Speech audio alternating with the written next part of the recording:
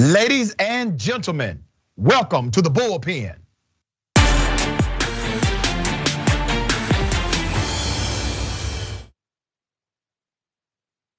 He's back in the Bullpen today. We have Dave Spencer, host of Practically Political. It is a very popular podcast. We're gonna chop it up about the NFL. Dave is a member of the Rockefeller family, but he's also an avid sports fan. So Dave, let's talk about this new poll that came out that shows conservatives are withdrawing from the NFL because they feel the NFL is doing too much for black people. I don't want to presume what you know or believe about the topic of wokeness in the NFL, so I will give you the opportunity to opine and I will respond. Well, first of all, Doc, thanks for having me back. Good to be with you on Valentine's Day. You know what you have in the NFL is really a disconnect, right? You have the league because the players are 70% black. They're making all these efforts. They gave a couple $100 million to social justice organizations, and they have the so-called Rooney Rule, which requires them to, interview a diverse slate of coaches when they're hiring someone. But then on the other side, you have an ownership that's basically it's a billionaire boys white club. I mean, classic example is that little turd of a Redskins owner, Dan Snyder, who's still around. I think he would have been gone in any other sport. And so what happens is you have, again, publicly the league is trying to represent the players and they're doing all these things, which you can argue how much of it is genuine and how much of it is not. But then when it comes to hiring coaches, the Rooney Rule kind of gives them an out, right? It allows them to say, oh, well, we interviewed, and you saw the latest example where it's revealed that they've been already made a decision on whom they were going to hire, right? But then they still did the perfunctory thing and interviewed some black coaches. So it's kind of the league is kind of caught in a tough spot here. But I think the main problem is the billionaire boys white ownership club. You don't have the diversity in ownership or input that you have in other sports. This is quite interesting because I actually agree with you on the billionaire club, and by extension that connects to historic racist issues in this country, in my opinion. Classism, racism is really connected. So let's talk about the Rooney Rule. The Rooney Rule was their way to basically say, hey, you see, we interviewed black people, but we just didn't have any qualified. Now, that's ridiculous because when you look at their assistant coaching positions, they have assistant coaching positions occupied by black people up and down the gamut, right? Which means you have a significant field to recruit from. And then when you extend that to colleges and assistant coaching positions and some head coaching positions, once again, you have a plethora to recruit from. So you have black people who are absolutely qualified. Here's the thing about what the NFL attempted to do. And I'm going to have to throw in my dear brother Jay-Z in this conversation. The NFL recruits Jay-Z in order to create a pact, so to speak, with the black community. Well, Jay-Z doesn't speak for the black community, he doesn't speak for me. Jay-Z gets hired, he then says, we're past kneeling, a reference to the Colin Kaepernick protest.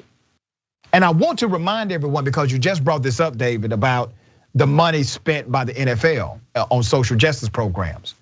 Do you remember why Colin Kaepernick took a knee in the first place? Yeah, I do. And I thought, some of the stuff that he was raising was really more just, as I understand it, he wanted to raise awareness. It wasn't. I don't think necessarily it was a slap at the country. I think it was, let's just Correct. And by the way, I feel what makes this country great is free expression. I think that flag burning is a terrible thing, but I believe it's protected under free speech. So Dave, you agree? You have to desecrate the flag to be able to protect it. That's what's great about this country. That what Colin Kaepernick did should have never created penalty for him, right? I agree. I didn't think it was that big of a deal. I think it was sort of it was perfect timing for a lot of people that that were looking for something like this, and they took the ball and ran with it. Pardon the pun. All right, so let me remind everyone, because it gets lost in the narrative sometimes. The reason why Colin Kaepernick took a knee was to specifically bring awareness to black and brown folk and how they are treated by the police. That was his specific reason for taking the knee. Now, what did the NFL do? The NFL, one, they fired the guy de facto. They then blacklisted him, no pun intended. They would not give him a job back because he's a leader in a particular movement that they did not like. The president of the United States, Donald Trump, at that time came out against him for a peaceful protest. And all of a sudden, something that had nothing to do with football, all of a sudden had something to do with football. All right, taking a knee was not the issue, brother. It wasn't taking a knee, because you had plenty of people who would make a touchdown, they would take a knee, right? You had plenty of individuals who prayed before the game, they would take a knee. It was about what he took a knee over. It was about the fact he had the audacity to take a knee as it relates to black folk and brown folk in the United States of America. Well, it was during the national anthem. That's what people weren't used to also. Okay, he took this knee, it was peaceful, and it was for black folk and brown folk and how they're treated. I guarantee you this, David. If he would have taken a knee during the national anthem to bring awareness to the need for more money for cancer research in America, he would not have had that response. It was the fact that he took a knee for black folk and brown folk. Now, Jay-Z comes in. Jay-Z comes in, there's a new partnership. Jay-Z tells black folks, we're past kneeling, all right?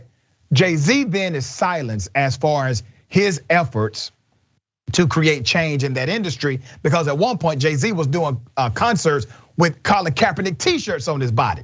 And he stopped all of that once he became part of that movement. Then the NFL announces a new partnership with Jay-Z and some other individuals connected to the league.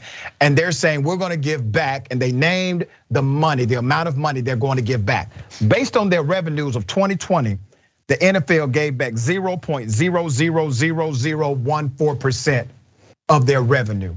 They gave less than 1% to social justice campaigns, and none of those campaigns had a damn thing to do with why Colin Kaepernick took the knee. None. What are your thoughts about that?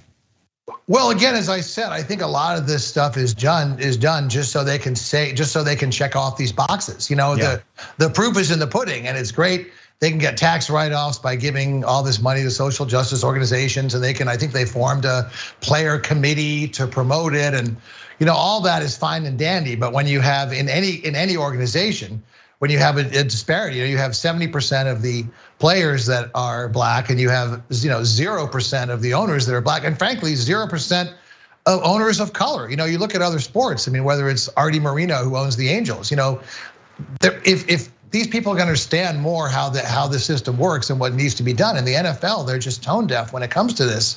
And again, because the NFL has tended to ban corporate ownership, it's more individual ownership. That means these people are also more isolated than ever, and they might not have boards, or might not have people that tell them, "Hey, look, dude, you gotta get off your derriere here. This is not good PR." Not at all. And I'm glad to hear you say what you're saying. So at this point, David, here's how I see it. Tell me if you disagree. The NFL is at a crossroad where their industry, or the industry of professional sports as it relates to football, will suffer a great public relations nightmare, because they are still corporate based. They still rely on sponsorship from major corporations that do say Black Lives Matter. At this point, what should the response be, in your opinion, from the NFL? Well, I think, again, this is not a very hard situation for them to do. I think you're gonna see them hiring more black coaches. Now, there have been certainly coaches of color, people like Ron Rivera.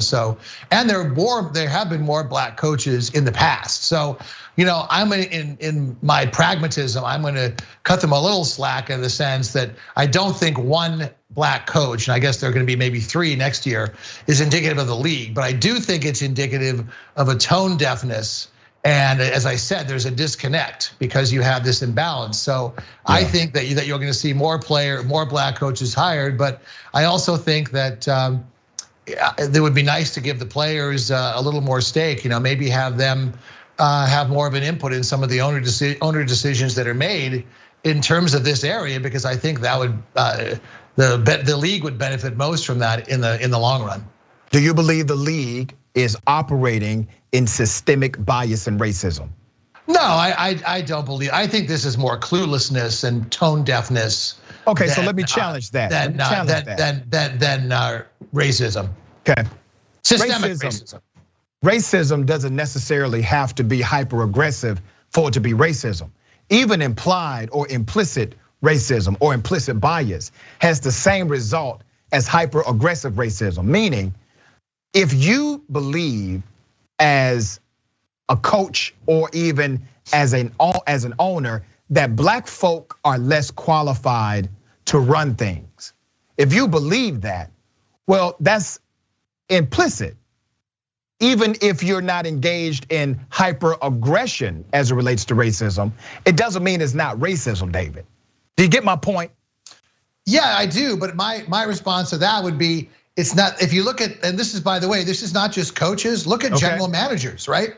There aren't any general managers of very few of color. Brother, you're proving my point. That's systemic.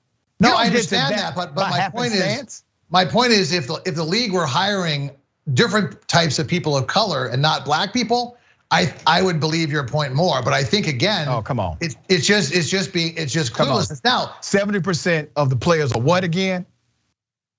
I agree. Come on, Dave. That's a disconnect. 70 is more than there a may disconnect. Be soft racism. There's a design, soft racism. Come on, man. You sound like an apologist, brother. I'm not better apologizing. You know me. I'm very honest. I'm just saying. I know you believe what you're saying, and you are honest. It needs to be changed. I disagree. It needs to be changed, but also I think that a lot of it is more cluelessness than something that is actually a part of a policy. Yeah, I got you. It's an unwritten policy. It's called culture. That's the policy. Yeah, I think it's a cultural. That's the real policy you got to be worried about. I don't how think people it's actually do business. Okay, thank you, Dave. I appreciate you, brother. Thank you for being on the show. Hey, always being good to be with you. Same here, man.